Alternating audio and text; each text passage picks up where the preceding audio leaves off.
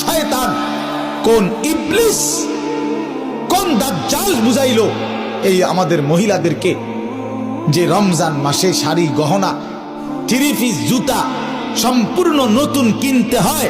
খোদার কসম, এটা পৃথিবীর কোনো কিতাবে নাই, কোনো আলেম বলে নাই, কোনো আউলিয়া বলে নাই, কেউ বলে নাই। ইবলিস ছাড়া, শয়তান ছাড়া, দাজ্জাল ছাড়া আর কেউ বলে নাই।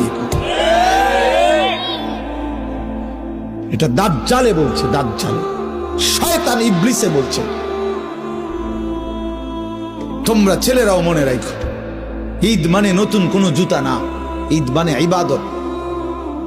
ঈদ তার জন্য খোদার কসম নবীজি বলছে ফারাহাতুন ইনদা ফিতরিহি, ঈদুল ফিতরের আনন্দ তো রোজাদারের বেটা, হারাম করে আবার ঈদের আনন্দ কি?